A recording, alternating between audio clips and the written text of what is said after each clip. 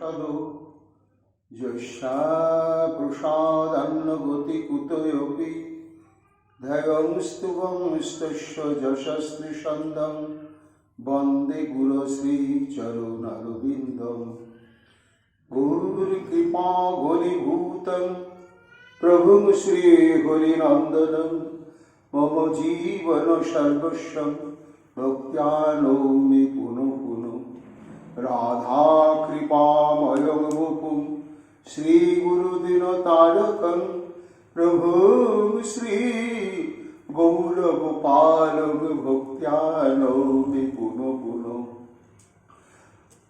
আজানুলম্বিত ভুজ করকাবদাতু সংকীর্তনৈক পিতরৌ কমলায়তাক্ষৌ বিশ্বম্ভরো দ্বিজবরো যুগধর্ম বালো বন্দে জগৎ প্রিয় করো করুণায় অবতারো আনন্দ লীলাময় বিগ্রহায় হিমাবতী বচ্ছবি সুন্দরায় তস্मै মহাপ্রেম রসপ্রদায় চৈতন্য চন্দ্রায় নমো নমস্তে নিরানন্দমিদং সর্বং প্রেমানন্দস্ফুটিকৃতং যেন তং সততং বন্দে নিত্যানন্দ জগদ্গুরুং শ্রী অদ্বৈত নমস্তুভ্যং কলি জন কৃপানিধে গৌরী প্রেম প্রদানায় শ্রী সীতাপতয়ে নমঃ লাদিনী স্বরূপায় গৌরাঙ্গ সুহৃদায় চ ভক্ত শক্তি প্রদানায় গদাধর নমস্তুতে প্রণমামি শ্রীবাসং তমাদং পণ্ডিতং মুদা শ্রী গৌরাঙ্গ কৃপা পাত্রং কীর্তনানন্দ মানসং গৌরী প্রেম প্রদায়ৈব সর্বত্র সমদর্শিনে নারায়ণ সুতায় চ শ্রীবন্নরোহরয়ে নমঃ বর্হাপিড়ভিরামং মৃগমদতিলকং কুণ্ডলাক্রান্তগণ্ডং কঞ্জাক্ষং কম্বুকণ্ঠং স্মেতশুভগমুখং সাধরনস্তবেনুং শ্যামং শান্তং ত্রিভঙ্গং রবিকরো বসনভূষিতং বৈজয়ন্ত্যাং বন্দে বৃন্দাবনস্থযুবতিশতবৃতং ব্রহ্মগোপালবীশং নমো নলিনীনেত্রায় বিনুবদ্ধ বিনোদিনে রাধাধর সুধাপাদং শালিনে বনমালিনে হে কৃষ্ণ করুণা সিন্ধু দীনবন্ধু জগৎপতে গোপেশ গোপিকাকান্ত রাধাকান্ত নমস্তুতে মুখং করোতি বাচালং পঙ্গুং লঙ্ঘয়তে গিরিম যৎ কৃপাতমহং বন্দে পরমানন্দ মাধবম তপ্তো কাঞ্চন গৌরাঙ্গী রাধে বৃন্দাবনেশ্বরী বৃষভানুসুতে দেবী তং নমামি হরিপ্রিয়ে মহাভাব স্বরূপাতং কৃষ্ণপ্রিয়াবরিয়সী প্রেম ভক্তি প্রদে দেবী রাধিকা তং নমাম্যহম বন্দে নন্দ ব্রজ স্ত্রীণাং অদোরণমভিঘ্নশ যশাং হরি কথাদিগীতং পুনাতি ভুবনত্রয়म् আচতুর্বদন ব্রহ্মা দিবাহুরপরো হরি অভালোচন শম্ভুর ভগবান বদরায়ণী यं प्रवयन्तमनुवेदमवेदकृत्यं दैपायन विरह कातुरयजुहावो पुत्रिति तन्मयातयतरवयुभिरेदुस्तं सर्वभूतहृदयमुनिमानतस्मि तमादिदेवं करुणानिधानं तमालवर्णं सुहितावतारम् अपारो संसारो समुद्रशतम् भजामहे श्रीभागवत स्वरूपम् वंशाकल्पतरुभ्यश्च कृपा सिन्धुभ्येव च पतितानां पावनेभ्यो वैष्णवेभ्यो नमो नमो। जय रूप सनातन भट्ट रघुनाथ श्रीजीति गोपाल भट्ट दासेर रघुनाथ भक्ति भरे बंदी छय गोसाइर चरण যাহা হইতে বিঘ্ন নাশ অভীষ্ট পূরণ। জয় গৌর ভক্তবৃন্দ গৌর যাদের প্রাণ সবে মিলে দেহ মোরে নিতাই গৌর ভক্তিদান। নিতাই গৌর হরি বল নিতাই গৌর হরি বল নিতাই গৌর হরি বল। জয় জয় নিতাই গৌর হরি হরি বল। রাধে রাধে রাধে জয় জয় শ্রী রাধে। রাধে প্রাণ রাধে রাধে রাধে রাধে রাধে রাধে রাধে জয় শ্রী রাধে।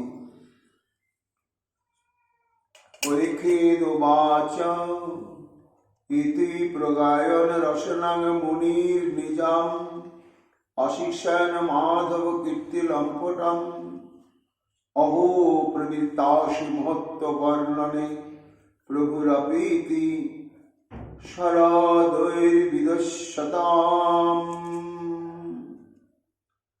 কলিযুগ পাবন অবতার শ্রী চৈতন্য মহাপ্রভুর অতীব অন্তরঙ্গ পরিকর আচার্য পূজ্য পরম পূজ্যপাদ শ্রী সনাতন গোস্বামী কর্তৃক প্রণীত শ্রী শ্রী বৃহৎ ভাগবতামৃত গ্রন্থে ভগবৎ কৃপাভর নির্ধার নামক প্রথম খণ্ডে প্রিয় নামক পঞ্চম অধ্যায়ে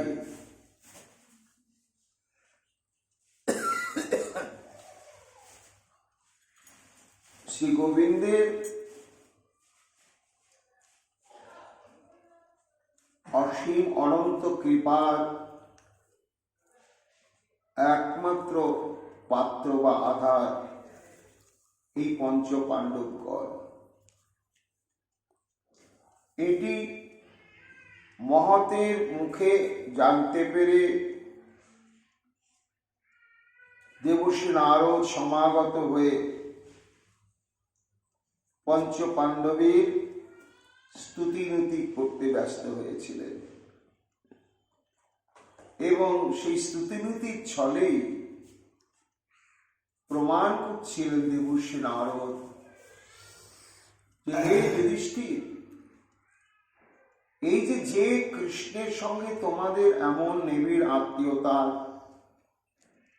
সম্পর্ক এবং বন্ধন, তোমাদের প্রগাঢ় প্রীতি বন্ধনে তিনি কত রূপে তোমাদের সঙ্গে জড়িয়ে রয়েছেন, সেই কৃষ্ণের, সেই অনাদিরাদি গোবিন্দের, সেই ব্রজরাজ নন্দনের এই দেখো, এই তার অনন্ত ঐশ্বর্য, এই দেখো এই তার অত্যাদ্ভুত মাধুর্য। এই বলে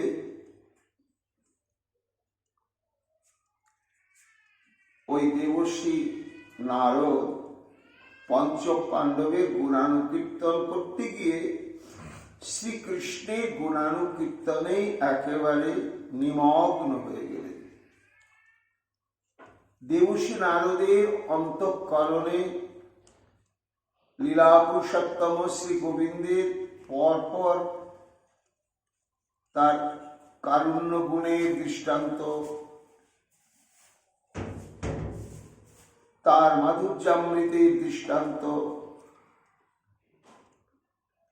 তার লীলা বৈচিত্র্য সাধনের দৃষ্টান্ত, এই সমস্ত স্ফূর্তি প্রাপ্ত হতে শুরু করল দেবশ্রী নারদের অন্তরে।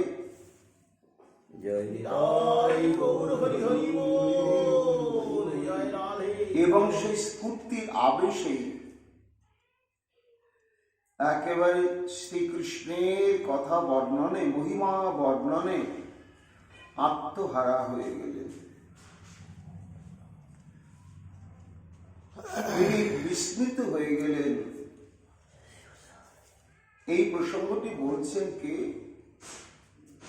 না, মহারাজ পরীক্ষিত আর শ্রবণ করছেন তাঁর গর্ভধারিণী মাতৃদেবী মহাভাগ্যবতী উত্তরা দেবী। বললেন, মা, এই কৃষ্ণের চিন্তন ভাবন, তার মহিমা স্তুতিনুতি, এটাই বৈশিষ্ট্য যে সাধক যখন সেই স্তুতিনুতি মহিমা কীর্তনে ডুবে যায় তখন অন্য কোন বর্ণনের প্রবৃত্তি তার অন্তঃকরণে আর উদয় হয় না, কিছুতেই হয় না। তাই দীর্ঘক্ষণ একের পর এক শ্রীকৃষ্ণ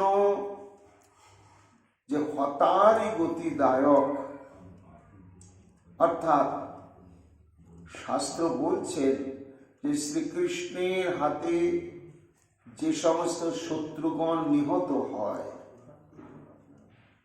তারা কিন্তু বিনা ভজন সাধনে মুক্তি লাভ করে। এটা চিরদিনেরই বিধান। কিন্তু দেবশ্রী নারদ বলছেন যে কৃষ্ণ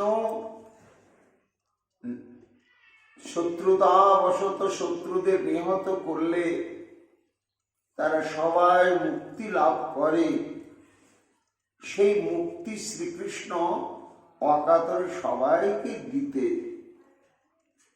যান। কিন্তু কবু প্রেম ভক্তি না দেন রাখেন লুকাইয়া। প্রেমী ভক্তি তিনি দিতে চান না, মুক্তি দেন। দেবশ্রী নারদ বলছে যে হে মহারাজ যুধিষ্ঠির, দেখো এই যে অকাতরে মুক্তি দেন আমরা সেটাই জানতাম, কিন্তু পরে জানলাম যে না, শ্রীকৃষ্ণের এই অবাধে অবিচারে নির্বিচারে মুক্তি দানের মধ্যেও তার বিবেক বিবেচনার অপেক্ষা রয়েছে। সূত্র না থাকলে তিনি দেন না। তা সেই বিচারটা কি না, এই নৃসিংহ অবতারে হিরণ্যকশিপুকে নিহত করলেন ভগবান, কিন্তু হিরণ্যকশিপু মুক্তি পায়নি। আবার হিরণ্যাক্ষকে বরাহ রূপে শ্রী ভগবান নিহত করলেন। তো ভগবানের হাতে নিহত হওয়া সত্ত্বেও হিরণ্যাক্ষ কিন্তু মুক্তি পেল না। রাবণ কুম্ভকর্ণ প্রভু রামচন্দ্রের হাতে নিহত হওয়া সত্ত্বেও তারা মুক্তি বা মোক্ষ প্রাপ্ত হল না।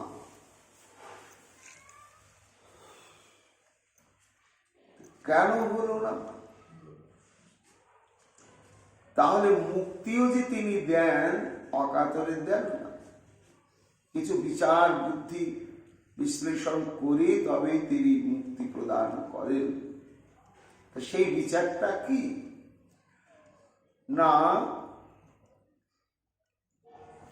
জরাসন্ধ, শিশুপাল এরা মহাশত্রু, এদেরকে শ্রীকৃষ্ণ নিহত করলেন, কিন্তু এরা সবাই মুক্ত হয়ে গেল। অঘাসুর, বকাসুর,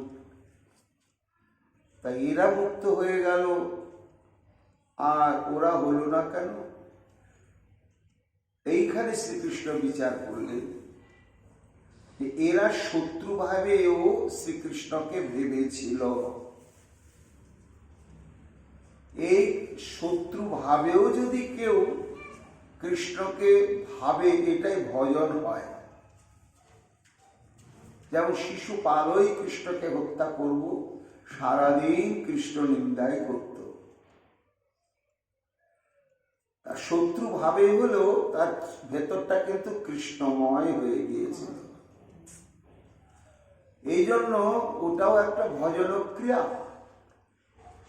তা যে সমস্ত শত্রু ভগবানের হাতে নিহত হয়েছে, যাদের যাদের মধ্যে শত্রু ভাবেও ভগবানের চিন্তন ছিল, তারাই ভগবানের হাতে নিহত হয়ে মুক্তি লাভ করেছে। কিন্তু হিরণ্যাক্ষ, হিরণ্যকশিপু, রাবণ, কুম্ভকর্ণ, কালনেমি, এরা শত্রু ভাবেও কৃষ্ণ চিন্তন করেনি। এই জন্য নিহত হলেও ভগবত হস্তে তাদের মুক্তি লাভ হলো না। যুধিষ্ঠির বলছে যে কৃষ্ণ এই মুক্তি ভক্তি সবই বিচার করে করে করে করে দেন, সেই শ্রীকৃষ্ণ তোমাদের কাছে অবিচারে নির্বিচারে ভক্তি প্রদান করে বশ্যতা স্বীকার করে বসে আছে। এইরকম একের পর এক শ্রীকৃষ্ণের মহিমা কীর্তন করতে করতে পরীক্ষিত বলছেন, মা, তখন মনে পড়ে গেল কৃষ্ণের অসমর্থ মাধুর্য রূপের কথা। এইবার রূপের মহিমা কীর্তন করতে করতে আত্মহারা হঠাৎ মনে হলো, আরে আমার জিহ্বাটা তো অবাধ্য হয়ে গিয়েছে। আমি কোথায় এই পঞ্চপাণ্ডবের কৃষ্ণনিষ্ঠা, কৃষ্ণ প্রেমকে নিয়ে আমি বন্দনা স্তুতিনুতি করব, আর তা ছেড়ে আমি কৃষ্ণের মহিমা কীর্তনে প্রমত্ত হয়ে গিয়েছি। এটি মনে হতেই পরীক্ষিত বলছেন, মা তখন ক্ষিপ্ত হয়ে গেলেন নিজের জিহ্বার প্রতি। ইতি প্রগায়ন রসনাং মুনির নিজাম অশিক্ষাত মাধব কীর্তি লম্পটাম। এইভাবে শ্রীকৃষ্ণের মহিমা কীর্তন করতে করতে হঠাৎ মনে হলো যে এইখানে তো আমি এসেছি পঞ্চ পাণ্ডবদের কীর্তি কীর্তন করতে, আমি এ কি করছি?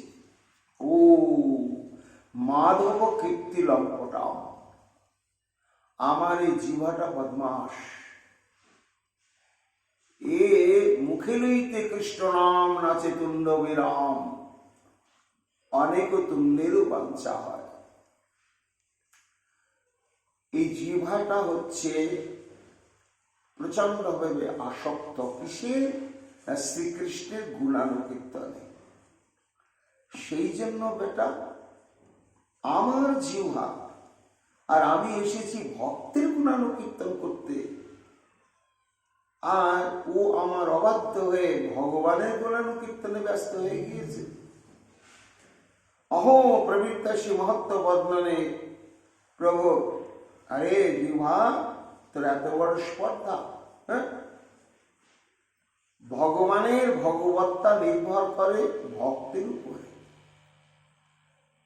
ব্রহ্মাণ্ডে যদি একটাও ভক্ত না থাকতো, তাহলে ভগবানকে কেউ চিনত না, জানতো না, ভগবানের মহিমা জগতে প্রচারই হতো না। ভগবানের ভগবত্তা ভক্তকে দিয়েই তো। এই জন্য ভগবানের চাইতো ভক্তের মহিমা অনেক গুরুত্বপূর্ণ, এবং তা অবশ্যই শ্রবণীয়, কীর্তনীয় এবং স্মরণীয়।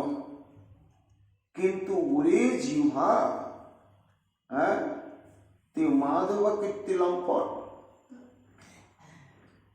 তুই এইরকম ভাবে অবাধ্য হোস না, তুই আমার জিহ্বা।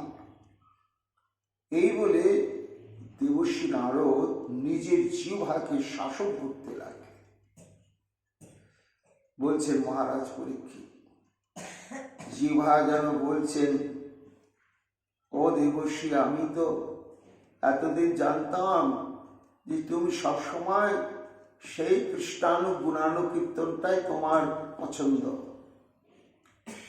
এটা আমি বুঝে গিয়েছিলাম, আর বুঝে গিয়ে আমি সারাদিন ওই কৃষ্ণের মহিমায় কীর্তন করতে করতে অভ্যস্ত হয়ে গিয়েছি, নানা আসক্ত হয়ে গিয়েছি। ওটা না করে আমি কিছুতেই থাকতেই পারি না। কিন্তু হে দেবশ্রী, তাহলে আমি জিহ্বা, আমার কথা বলা বা কীর্তন করাই তো আমার কাজ, তাহলে কি আমি চুপচাপ থাকবো? না না, তা থাকবি কেন? রসনে তে মহৎ ভাগ্য মেতদেব যদি হিতম কিঞ্চিৎ উচ্চারৈরেব সংগতৎ প্রিয়ানাং সশক্তিত। তখন দেবশ্রী নারদ বলছে নিজের জিহ্বাকে, জোরে জিহ্বা, আমি তখনই তোর চরম সৌভাগ্য বলবো, আর তোর সৌভাগ্যের জন্য আমার সৌভাগ্য বলবো। সেই সৌভাগ্যটা কি না, তুমি যখন শ্রী গোবিন্দের মহিমা কীর্তন বাদ দিয়ে তৎপ্রিয়ানাম, তাঁর চরণে সমর্পিত চিত্ত, তাঁর অতীব অন্তরঙ্গ জন যে সমস্ত ভক্তগণ রয়েছে, এই তাদের মহিমা কীর্তন যদি সশক্তিত, তোমার যতটা সাধ্য সেই সাধ্য নিয়ে তুমি যদি সেই ভক্তের গুণানুকীর্তন করো, তবেই হে রসনা আমি বুঝব যে তোমার চরমতম সৌভাগ্য। তুমি ভক্তের মহিমা বাদ দিয়ে ভগবানের কীর্তন করছো, মহিমা কীর্তন করছো। তখন জিহ্বা যেন লজ্জিত হয়ে গেলেন। হ্যাঁ দেবশ্রীপাদ ঠিকই। সনাতন গোস্বামী পাদ বলছেন, আমরা তো গৌরাঙ্গ অবতারে এটি ভুরি ভুরি দেখেছি। হরিদাসের প্রশংসা কহিতে প্রভু হইলা পঞ্চমুখ। স্বয়ং মহাপ্রভু যেন ভোলেনাথকে বলছেন, ও ভোলেনাথ তোমার 5টা বদন আমাকে দাও। এক বদনে হরিদাস, আমার প্রিয় হরিদাসের মহিমা কীর্তন করে আমার সুখ হচ্ছে না, তাই তোমার 5টা বদন দাও। ওই 5টা বদন নিয়ে আমি প্রাণ খুলে আমার প্রিয় ভক্ত হরিদাসের গুণানুকীর্তন করি। তাহলে শ্রী ভগবানেরও চরমতম সুখ ভক্তের গুণানুকীর্তনে। ভক্তের গুণানুকীর্তনে ভগবানের চরমতম সুখ লাভ হয়। নিজের গুণানুকীর্তন শ্রবণে ততটা সুখ হয় না। এই জন্য জিহ্বা, তুমি ফিরে এসো। যাদের প্রেমে বশ্যতা স্বীকার করে গুরু, আত্মা, মাতুলেয়, সারথি, তারপরে কি কিঙ্কর, হুকুমের চাকর, দূত রূপে বাঁধা পড়ে রয়েছে সেই অখিল ব্রহ্মাণ্ডপতি, সেই 5 পাণ্ডবের তুমি গুণানুকীর্তন করো। পরীক্ষিত বলছেন, মা তখন প্রকৃতিস্থ হয়ে এতক্ষণ সামগ্রিক ভাবে 5 পাণ্ডব, কুন্তী দেবী, দ্রৌপদী সম্মিলিত সবারই যে কৃষ্ণ প্রেম, কৃষ্ণ ভক্তি সেটি বলছিলেন। এইবার দেবশ্রী নারদ এবার এক আলাদা আলাদা ভাবে ভক্তির মহিমা বলতে শুরু করলেন। প্রথমে শুরু করলেন, কাকে সেটি বলছেন, মহানুভাবা ভবতাস্তু তস্মিন প্রতি সকঞ্জ প্রিয়তা বিশেষ ভবৎসু তস্যাপি কৃপা বিশেষ দৃষ্টেন নিয়ত শকেন জিহ্বাম। হে মহানুভাবগণ, যুধিষ্ঠির ভীম অর্জুনাদি, ভবতাস্তু তস্মিন প্রতিসখং যা প্রিয়তা বিশেষ। সেই পরম প্রেমাস্পদ শ্রী গোবিন্দের প্রতি তোমাদের যেরূপ প্রেম, যেরূপ ভক্তি, যেরূপ শ্রদ্ধা, যেরূপ আকুতি, ভবৎসু তস্যাপি কৃপা বিশেষ, শ্রীকৃষ্ণেরও তোমাদের প্রতি ঠিক তদনুরূপী প্রেম, আসক্তি, নিষ্ঠা, সবকিছু। দৃষ্টেন নিয়ত শখেন জিহ্বাম। এ বিষয়ে কার এত বড় স্পর্ধার সাধ্য রয়েছে যে এই পঞ্চ পাণ্ডবের প্রতি শ্রীকৃষ্ণের প্রেমের পরিমাণ নির্ধারণ করে, আর শ্রীকৃষ্ণের প্রতি পঞ্চ পাণ্ডবের প্রেমের পরিমাণটা নির্ধারণ করে বর্ণনা করে? এইরকম কার জিহ্বার এত বড় স্পর্ধা আছে জগতে? নেই। শুধু সামগ্রিকভাবে পঞ্চ পাণ্ডব নয়, ওদের প্রত্যেকেরই স্বতন্ত্র স্বতন্ত্র ভয়ন প্রবৃত্তি। এই বলে পরীক্ষিত বলছেন, মা দেবশ্রী নারদের দৃষ্টি পড়ল কুন্তী দেবীর প্রতি।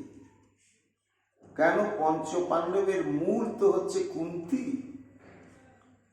কুন্তীর থেকেই পঞ্চ পাণ্ডব এবং দ্রৌপদী।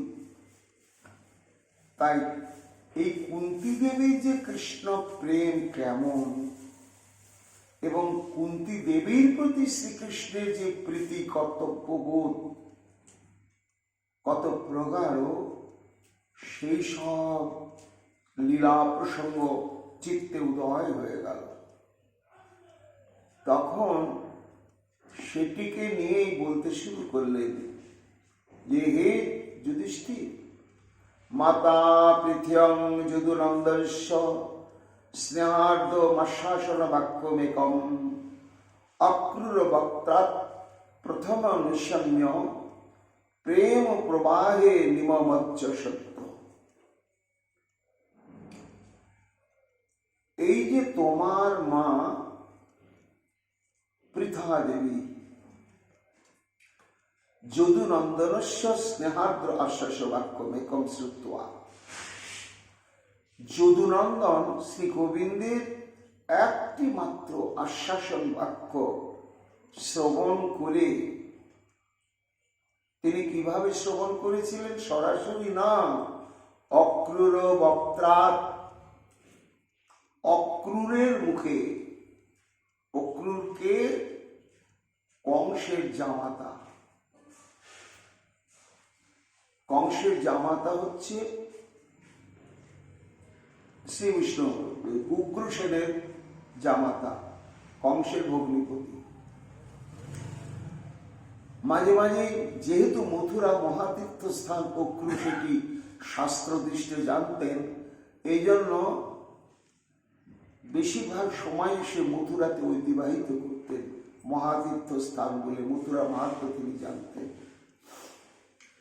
তা সেই অক্রূরকে ভগবান শ্রীকৃষ্ণ যখন কংসকে নিধন করার পরে কারাগার থেকে পিতা বসুদেব মাতা দেবকীকে শৃঙ্খল মুক্ত করে প্রণাম করে তাদেরকে আবার স্বাভাবিক জীবনে প্রতিষ্ঠা করলেন, করার পরেতে একদিন উদ্ধব এবং বলরামকে নিয়ে অক্রূরের গৃহে উপস্থিত হইলেন। হয়ে অক্রূরকে পাঠানোর জন্য চিন্তা করে তাকে কিছু নির্দেশ দিয়েছিলেন। সেটি ভাগবতে বলা হয়েছে। মহারাজ পরীক্ষিত বলছেন, মা আমি গুরুদেবের মুখে সেসব শুনেছি। সেই প্রসঙ্গটি কেমন? না তোমাকে আমি বলি, স ভগবান সূর্যাং বৈন শ্রেয়াং শ্রেয় চিকিৎসয়া জিজ্ঞাসার্থং পাণ্ডবানাং গচ্ছস্য গজসাবয়ম। অক্রুরের ঘরে গিয়ে শ্রীকৃষ্ণ অক্রুরকে ডেকে বললেন যে, হে অক্রুর, আমার হিতাকাঙ্ক্ষী শুভাকাঙ্ক্ষী আমাগত প্রাণ যত আমাদের আত্মীয় স্বজন রয়েছে, তার মধ্যে তুমি একমাত্র শ্রেষ্ঠ। তুমি একমাত্র আমার এবং আমার স্বজনবৃন্দের চরমতম হিতাকাঙ্ক্ষী। তাই গচ্ছস্য গজসাবম, অর্থাৎ তুমি তাড়াতাড়ি যাও। কোথায়? হস্তিনাপুরে। কি জন্য যাবে? জিজ্ঞাসার্থং পাণ্ডবানাম, এই যে পঞ্চ পাণ্ডব এবং আমার পিসিমা কুন্তী দেবী, তারা ভালো নেই, অনেক দুঃখের মধ্যে আছে, ভীষণ দুঃখের মধ্যে রয়েছে। আমি এটা জানতে পেরেছি। কেমন দুঃখ জানো? পিতর্য উপরতে মালা সহ মাত্রা সুদীক্ষিতা আনিতা সফলং রাক্ষা বসন্ত ইতি শুশ্রূষু। কি দুঃখের জীবন আমার সেই পিসিমা। যখন ধৃতরাষ্ট্র অন্ধ বলে পাণ্ডুকেই রাজসিংহাসনে বসানো হয়েছিল, তখন পাণ্ডুই ছিল সমগ্র সাম্রাজ্যের রাজা। তা একদিন পাণ্ডু মৃগয়ায় গিয়েছে, গিয়ে দূর থেকে দেখতে পেয়েছে হরিণ আর হরিণী তাদেরকে দেখে বাণ বিদ্ধ করলে। তা সেই বাণটা, বিষাক্ত বাণ, গিয়ে হরিণকে বিদ্ধ করলো। মৃত্যু যন্ত্রণায় ছটফট করতে লাগলো হরিণটা। তখন ছুটতে ছুটতে হরিণকে ধরবার জন্য পাণ্ডু সেখানে গিয়ে উপস্থিত হতেই দেখলে পাণ্ডু। তখন সে মানুষের স্বরে কথা বলতে লাগলো, তুমি এ কি করলে পাণ্ডু? আমাকে তুমি সাধারণ হরিণ ভাবলে? আমি হরিণ নয়, আর এটা হরিণী নয়। আমি একজন ঋষি, আমার নাম কিমিন্দম। তা আমার ইচ্ছা হয়েছিল, একটু ভোগবাসনা ক্ষণকালের জন্য জেগেছিল, তাই আমি স্ত্রীতে উপগত হব। কিন্তু এই দেহে যদি আমি স্ত্রীর সঙ্গে সঙ্গ করি অপবিত্র হয়ে যাব।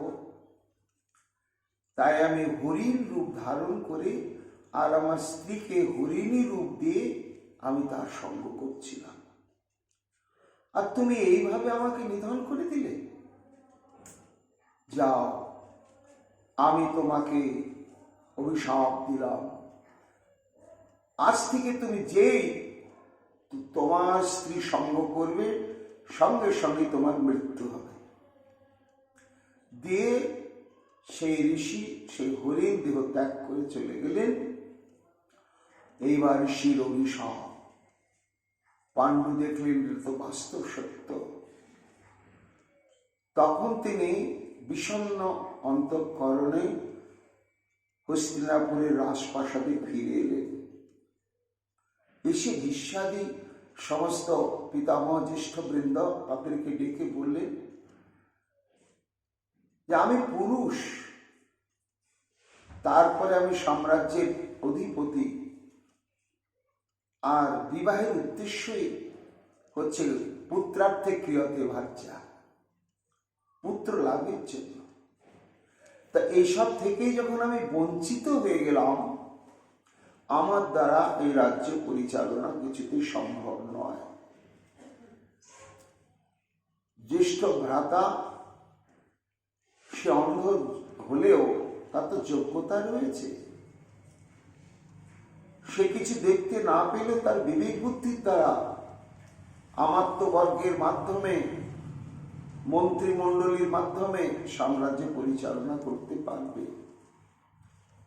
এই বলে সমস্ত কিছু পরিত্যাগ করে ওই পাণ্ডু কুন্তী দেবী এবং তার দ্বিতীয় স্ত্রী মাদ্রী, এই মাদ্রীর সঙ্গে বিবাহ দিয়েছিলেন ভীষ্মদেব নিজে। আর স্বয়ম্বর সভায় গিয়ে রাজা কুন্তী ভোজের সভাতে এই কুন্তী দেবীকে প্রাপ্ত হয়েছিলেন পাণ্ডু। তখন দুই স্ত্রীকে নিয়ে এসে বনবাসে জীবনযাপন করতে লাগলেন। দীর্ঘদিন এইভাবে জীবনযাপন করতে করতে সেই বনের সমস্ত মুনি ঋষিগণ থাকে, তারা বললে, পাণ্ডু দেখো, বংশ রক্ষার প্রয়োজন আছে। বলে, হে ঋষিগণ, আপনারা তো জানেনই, কি করে সেটি সম্ভব? আমি স্ত্রী সঙ্গ করলে সঙ্গে সঙ্গে তোমার মৃত্যু হবে। বলে, দেখো, এই বৈদিক শাস্ত্রে বিধান আছে, স্বামী যদি কোনো কারণে অক্ষম হয় তাহলে ক্ষেত্রজ পুত্র সৃষ্টির বিধান আছে। এই জন্য তুমি অনুমতি প্রদান করলে তোমার অনুমোদিত কোনো সাধু সন্ত হোক, রাজা হোক, একদিনের জন্য তার সঙ্গ করে তোমার স্ত্রী পুত্রবতী হবে, আর সেই পুত্রটির উত্তরাধিকার কিন্তু তুমিই হবে। এটাকে বলা হয় ক্ষেত্রজ পুত্র। এইভাবে তোমার বংশটা রক্ষা হোক। পাণ্ডু তখন কুন্তী দেবীকে গিয়ে বললে। কুন্তী দেবী বললে, মহারাজ, আমার দ্বারা সম্ভব নয়। আমি কোনো রক্তে মাংসে গড়া মরণশীল মানুষের সঙ্গ বা স্পর্শ আমার দ্বারা কখনো সম্ভব নয়। তবে আমি তো সহধর্মিণী। সহধর্মিণীর কর্তব্য হচ্ছে স্বামীর সমস্ত ধর্ম বাঞ্ছাকে পূরণ করা। তা তোমার যখন পুত্র প্রাপ্তির কামনা হয়েছে, তখন একটা উপায় আছে স্বামী, সেটি হচ্ছে কুমারী অবস্থায় আমার পালক পিতা কুন্তী ভোজের যখন প্রাসাদে আমি পালিতা হচ্ছিলাম, তখন একদিন দুর্বাসা কিছুদিনের জন্য অতিথি হয়ে বসবাস করেছিলেন কুন্তী ভোজের প্রাসাদে। তা কুমারী অবস্থায় আমি খুব প্রাণ ঢেলে ভগবত বুদ্ধিতে ঋষির সেবা করেছিলাম। সেই ঋষি যখন বিদায় নিয়ে চলে গেলেন, তখন আমার প্রতি সন্তুষ্ট হয়ে বললেন, মা, তুমি কুমারী অবস্থায় এইভাবে এত প্রাণ ঢেলে আমার সেবা করলে, তা প্রতিদানে আর কি দেব তোমায়? তোমাকে একটা মন্ত্র আমি প্রদান করছি, এই মন্ত্র তুমি জপ করে যে দেবতার চিন্তা করবে সেই দেবতার দর্শন প্রাপ্ত হবে। কুন্তী বললেন, হে পতি দেবতা, সেই মন্ত্রটি খুব সজাগ মন্ত্র, তাহলে আমি সেই মন্ত্রের মাধ্যমে কোনো দেবতার সঙ্গ করতে পারি। পাণ্ডু বললেন, দেখো, তুমি এমন কোনো দেবতার সঙ্গ করো যাতে আমার এমন একটা পুত্র হোক যে তার মতন সত্যবাদী, তার মতো মহাধার্মিক, তার মতো বিচক্ষণ, তার মতো ধীর স্থির শান্ত বিবেকবান এবং ভগবত ভজননিষ্ঠ জগতে কেউ থাকবে না, এইরকম একটা আমার পুত্র হোক। তখন কুন্তী দেবী ধর্মরাজ যম দেবতাকে স্মরণ করে সেই মন্ত্র জপ করতে শুরু করলেন তখন ধর্মরাজ যম আবির্ভূত হলেন। এই যমের কৃপাতে যুধিষ্ঠিরের জন্ম হল। যুধিষ্ঠিরকে দেখে এইবার পাণ্ডু খুব সন্তুষ্ট। কুন্তি, আমার আরো একটা বাসনা থেকে গেল। কি স্বামী? না, আমার আরো একটা পুত্রের দরকার। সে ভয়ঙ্কর দৈহিক বলশালী হবে। পৃথিবীর বুকে তাকে কেউ দৈহিক যুদ্ধে পরাভূত করতে পারবে না। আর সেও হবে ভগবত নিষ্ঠাবান এবং বহু ভোজী, অনেক ভোজন করতে পারবে। এই রকম একটি বীর সন্তান আমার দরকার। তখন কুন্তী দেবী বললেন, তথাস্তু। তখন পবন দেবতাকে স্মরণ করে সেই মন্ত্র জপ করলেন। আর পবন দেবতা এলেন।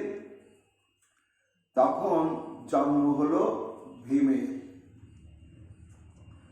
সন্তুষ্ট হয়ে পাণ্ডু বলেন, কুন্তী, আমি খুব সন্তুষ্ট, কিন্তু আমার এখনো বাসনা শেষ হয়নি। আমার কি বাসনা স্বামী? আমার আরো একটি পুত্রের দরকার, যে হবে ভয়ঙ্কর ধনুর্যোদ্ধা এবং দু হাতে অস্ত্র চালনাতে সে হবে নিপুণ, অচেয় এবং অদ্বিতীয়। এবং তার ভগবত প্রেম এমন গভীর হবে যে প্রেমে ভগবান তার কাছে একেবারে চরমতম ভাবে বশ্যতা স্বীকার করবে। তখন কুন্তী দেবী বললেন, স্বামী তথাস্তু। তখন ইন্দ্রের স্মরণ করে সেই মন্ত্র জপ করতে শুরু করলেন। দেবরাজ ইন্দ্রের আগমন হলো। এই ইন্দ্রের কৃপাতে অর্জুনের আবির্ভাব হল। এই যুধিষ্ঠির, ভীম এবং অর্জুন তিনটি পুত্রকে পেয়ে পাণ্ডু খুব সন্তুষ্ট। তারপরে কুন্তী হাতটা ধরে বলছে, ও কুন্তী, আমার বাসনা শেষ হয়নি এখন। আবার কি বাসনা স্বামী? না, আমার আরো দুটো পুত্রের দরকার। এমন একটি পুত্র বিবেকবান এবং বুদ্ধিবান হবে, যে যার বিবেক বুদ্ধি সিদ্ধান্ত কি গৃহস্থ, কি সন্ন্যাসী, কি যোগী ঋষি সবাই নতমস্তকে মানতে বাধ্য হবে। এই আর একটি পুত্র হবে, সে হচ্ছে কন্দর্পের চাইতেও সুন্দর। তার চাইতে সুন্দর যেন তদানীন্তন এই পৃথিবীতে আর কেউ না থাকে। কুন্তী বললেন, স্বামী, আর আমার দ্বারা সম্ভব নয়। তবে তোমার বাসনা আমি অপূর্ণ রাখবো না। আমার যে সপত্নী রয়েছে, সতীর মাতৃ, আমি মন্ত্রটা তাকে শিখিয়ে দিচ্ছি। এইবার সেই মন্ত্র জপ করো। তখন মাতৃকে কুন্তী দেবী সেই মন্ত্রটা স্নানাদি করে এলে, কর্মে প্রদান করলেন। মাতৃ তখন অশ্বিনী কুমার দয় দেবতাকে স্মরণ করে সেই মন্ত্র জপ করলেন। আর অশ্বিনী কুমার আবির্ভূত হলেন। এই তাঁর কৃপা আশীর্বাদে নকুল আর সহদেবের জন্ম হল। তা নকুল হলো চরমতম সুন্দর, আর সহদেব হলো চরমতম বিচক্ষণ। হয়ে এই হলো পঞ্চ পাণ্ডব। এইভাবে যখন তারা নাবালক অবস্থা, বনবাসী জীবন, একদিন দৈবক্রমে পাণ্ডু মাদ্রির প্রতি এমন ভাবে আসক্ত হয়ে পড়লেন, উত্তেজনায় কাতর হয়ে পড়লেন, তার সঙ্গ প্রার্থনা করলেন। মাদ্রি পায়ে পড়ে বলছেন, স্বামী, তোমাকে হারাতে হবে, তুমি একটু সংযত হও, অভিশাপের কথা চিন্তা করো। কিন্তু মহারাজ পরীক্ষিত বললেন, এসে বিষ্ণু সুখদেব গোস্বামী পাদ বলে যে পরীক্ষিত দেখো অদৃষ্ট কেমন সংযত করতে পারলেন না নিজের চিত্তকে। শেষে কাতর হয়ে পড়লেন। তখন স্বামীর বাসনা পূরণ করতে প্রস্তুত হলে সঙ্গে সঙ্গে মৃত্যু ঘটল পাণ্ডুর। এই নাবালক 5টি ছেলে, আর পাণ্ডুর মৃত্যু ঘটল। তখন তাকে সৎ ক্রিয়া করার জন্য যথাস্থানে নিয়ে যাওয়া হলো, চিতা সাজানো হলো। মুখাগ্নি করবে যুধিষ্ঠির জ্যেষ্ঠ পুত্র। সেখানে কুন্তী দেবী, নাবালক 5 পাণ্ডব এবং মাতৃ উপস্থিত হয়েছে। সীতাতে যখন অগ্নি সংযোগ করেছে যুধিষ্ঠির, তখন মাদ্রী তার 2টি পুত্র নকুল আর সহদেব সেই সন্তানের 2 হাত ধরে, 2 হাতে ধরে এসে কুন্তির কাছে দাঁড়ালেন। চিতা তখন জ্বলতে শুরু করেছে। দিদি, আমার একটি অনুরোধ আবদার তোমাকে রাখতেই হবে। কি মাদ্রী? আমার জন্য স্বামী এই দেহান্ত ঘটল, এই দেহটা আমি আর রাখতে চাই না। তা এই 2 পুত্র আমি তোমার হাতে সঁপে দিলাম। আজ থেকে কিন্তু এরা তোমারই পুত্র হয়ে থাকলো, আর আমাকে এবার তোমরা বিদায় দাও। পুত্রদ্বয়ের মাথায় হাত তুলে আশীর্বাদ করে স্বামী চিতায় গিয়ে শ্রীহরির চরণ স্মরণ করতে করতে সহমৃত্যা হয়ে যায়।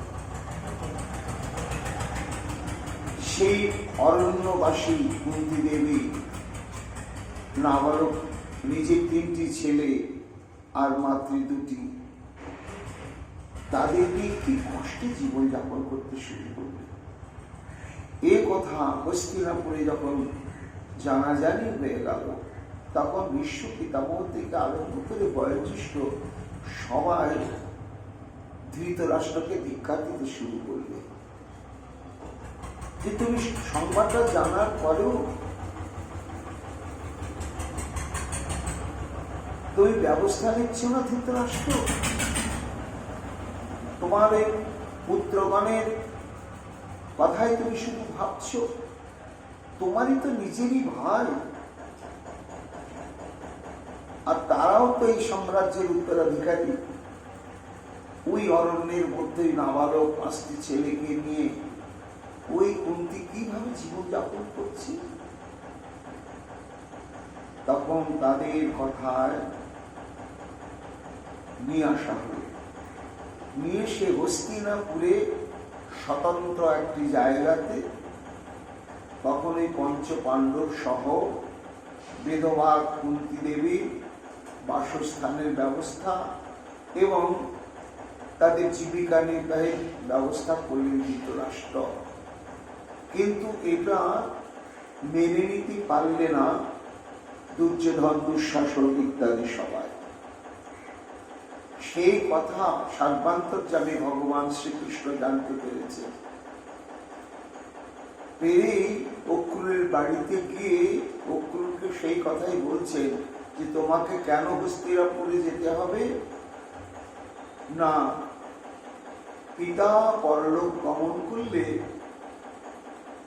ওই 5 পাণ্ডবকে নিয়ে পিসিমা ধৃতরাষ্ট্র কর্তৃক রাজধানীতে এনেছেন বটে, সেখানে বসবাস করছেন বটে, কিন্তু তেষু রাজাম্বিকা পুত্র ভাতৃপুত্রেষ্ঠ দিনধি সমন বর্ততে নূনং দুষ্পুত্র বশগন্ধদ্বি। ধৃতরাষ্ট্র তো অম্বিকা পুত্র ধৃতরাষ্ট্র অন্ধ এবং বিবেক বুদ্ধিহীন দুষ্ট পুত্রগণের অধীন। সে কিন্তু ওই 5 পাণ্ডব এবং কুন্তীর প্রতি মমত্ব বোধ নিয়ে সৎ ব্যবহার করছে না। ভয়ঙ্কর খুব গরীব আচরণ করছে, এটা আমি জানতে পেরেছি। তাই হে উদ্ধব বৎস জানেহি তদ্বৃত্ত মধুনা সাধ্য সাধুবা বিজ্ঞায় তদ্বিধার শ্যাম যথা সুবিধান হবে।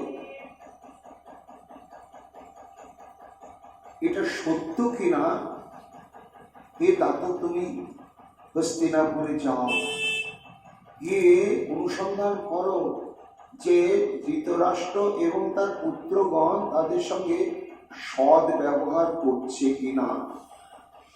যদি না করে তার জন্য কিন্তু আমি আমার নিজজনের সঙ্গে পরামর্শ করে আমি যথাবিহিত ব্যবস্থা নেব। যাও তুমি তাড়াতাড়ি যাও।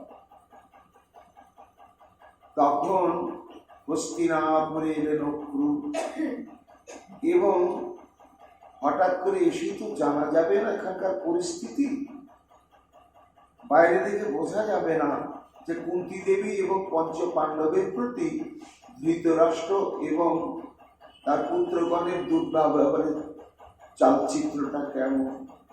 বেশ কিছুদিন থাকতে হবে। তখন অক্রু প্রায় 5-6 মাস হস্তিনাপুরে থাকবে,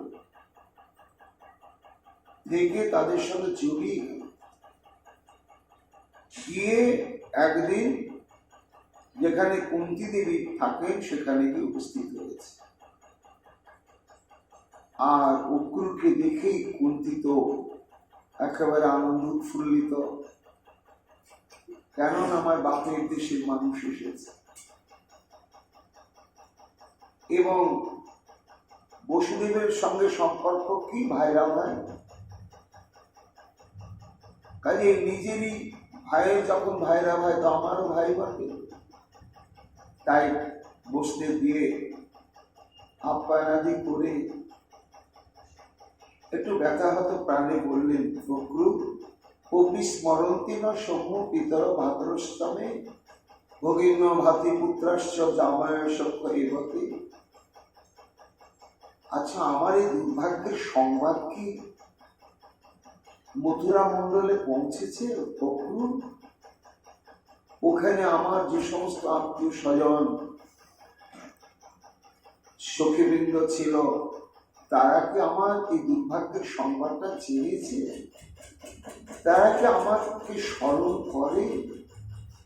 তারপরে আমি সংবাদ পেয়েছি অক্রু, ভাত্রেয় ভগবান কৃষ্ণ শরণ্য ভক্ত বৎসল, আমার 2 ভ্রাতুষ্পুত্র ভাইয়ের ছেলে, একজন হচ্ছে কৃষ্ণ আর একজন হচ্ছে বলরাম, কিন্তু তারা নরলোকে নরবৎ জন্মগ্রহণ করলেও অক্রু এও আমি জানতে পেরেছি কি না তারা ভগবান। শুধু ভগবান নয়, শরণ্য, যারা অপরাধী পাপী যেমনই হোক, হে গোবিন্দ তোমার হলাম বলে যদি একেবারে গিয়ে চরণে পড়ে যায় তখন তিনি তাদের ত্যাগ করেন না। এবং শুধু তাই নয়, তারা ভক্ত বৎসল। তা সেই কৃষ্ণ এবং বলরাম পিতৃশাস্ত্রা এই অভাগিনী পিসি আর তার এই অনাথ নাবালক ছেলেগুলোর কথা কি ভাবে অক্রু? বলতো,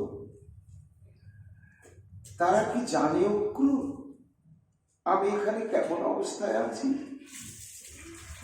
আহা, কেমন অবস্থায় আছি জানো? বাইরে থেকে তুমি বুঝতে পারবে না অক্রু। সাপত্ন মধ্যে শোচন্তে বৃকাদান ঘরে নিব শান্তিস্বতী মান বাক্যই পিতৃহীনাংশ বালকান। আমার অবস্থা কেমন জানো? চারিদিকে ক্ষুধার্ত হিংস্র সিংহ বসে আছে, তার মাঝখানে একটা হরিণী। সেই হরিণীটির অবস্থা যেমন আমার অবস্থা তেমনি। আমার চারিদিকে মহাশত্রু, তারা প্রতিশোধ নেওয়ার জন্য, আমার অনিষ্ট সাধনের জন্য একেবারে যেন উদ্গ্রীব হয়ে রয়েছে। একটু সূত্র পেলেই অবিচারে নির্বিচারে আমার উপরে ঝাঁপিয়ে পড়বে। এই অবস্থায় আমার দিন চলছে, তাতে পিতৃহীনাংশ বালকান, এই নাবালক আমার 5টা ছেলে অক্রূর, আজ আমার কেউ নেই। অভাগিনী কুন্তী কেমন আছে এই খোঁজ খবর নেওয়ার জন্য। তো তারা কি চিন্তা করে, তারা কি ভাবে? বলতে বলতে এমন কৃষ্ণের প্রতি অনুরক্ত হয়ে পড়লেন মা কুন্তী দেবী। তখন তিনি যেন সম্মুখেই কৃষ্ণকে দর্শন করছেন। কত ভক্তবৎসল, তিনি যেন সম্মুখে এসেছেন। তখন ওটি স্ফূর্তিতে প্রত্যক্ষ মনে করে আত্মস্বরে কৃষ্ণ কৃষ্ণ মহাযোগী বিশ্বমন বিশ্বভাবন প্রপন্নামে পাহি গোবিন্দ শিশুবি সাবসিততাম। হে কৃষ্ণ, হে কৃষ্ণ,